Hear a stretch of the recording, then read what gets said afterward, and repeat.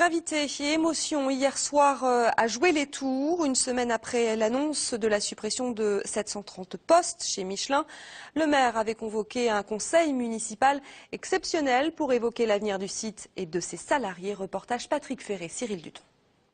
Il y a peu de chances que cela impressionne beaucoup Michelin, mais les élus, nombreux qui ont tenu à assister à ce conseil municipal extraordinaire, ont tous réaffirmé leur refus du plan de restructuration. Ils demandent le maintien d'une activité industrielle Michelin sur le site et pas seulement les 2 ateliers et quelques 200 emplois prévus par le groupe. Moment fort de cette réunion, le témoignage des représentants du personnel expliquant aux 2 directeurs présents de Michelin la détresse des salariés jocondiens. Les gens souffrent. Dans les ateliers aujourd'hui, les gens sont dans une tristesse, dans un désespoir.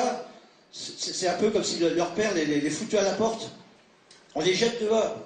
Et nous, ce qu'on dit, c'est que la fermeture du site des jetons, c'est pas acceptable, vu les résultats du groupe. Tous les ans, c'est des bénéfices incroyables. On peut pas vous laisser faire ça comme ça.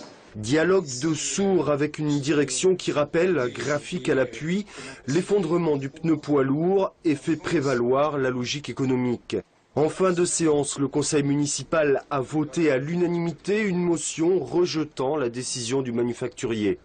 Moi j'étais très attaché à ce débat démocratique où la direction de Michelin donnait sa version. Les représentants du personnel étaient amenés également à donner la leur, parce que dans des moments aussi terribles que cela, il faut que chacun puisse s'exprimer et que toute la population puisse comprendre les enjeux. C'était aussi le sens de ce conseil municipal. Philippe Le Breton et les principaux élus de l'agglomération, du département et de la région rencontreront le 3 juillet Jean-Dominique Sénard, le gérant du groupe Michelin.